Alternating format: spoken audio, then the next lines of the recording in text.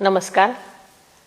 जनगणना 2027च्या पहिल्या टप्प्याला संपूर्ण देशामध्ये सुरुवात होत आहे आणि भारताचं शक्ती केंद्र असलेला महाराष्ट्र पुन्हा एकदा महत्त्वाच्या राष्ट्रीय मोहिमेत पुढाकार घेत आहे.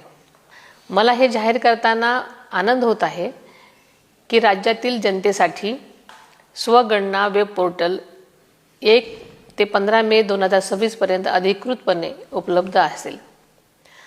महाराष्ट्रातील प्रत्येक कुटुंबाला या विशेष डिजिटल उपक्रमाचा भाग होण्याची संधी आहे. यामध्ये आपण सर्वांनी सहभागी व्हावं असं मी आपल्या सर्वांना आवाहन करते. se.census.gov.in या संकेतस्थळाला भेट देऊन आपण आपल्या घरून आपल्या सोयीनुसार इतर कोणत्याही ठिकाणाहून आपली माहिती नोंदवू शकता. लक्षात ठेवा, जनगणना ही केवळ एक मोजणी नसून ती आपल्यासाठी उत्तम शाळा, दवाखाने, रस्ते आणि कल्याणकारी योजनांची अंमलबजावणी सुनिश्चित करते. प्रत्येक व्यक्तीला आणि प्रत्येक कुटुंबाला प्रगतीचा योग्य वाटा मिळावा यासाठी आपण योग्य माहिती भरणं व आपला सक्रिय सहभाग नोंदवणं गरजेचं आहे. ज्या व्यक्तींना ही प्रक्रिया ऑनलाईन पूर्ण करणं शक्य नाही त्यांनी काळजी करण्याचं काहीच कारण नाही.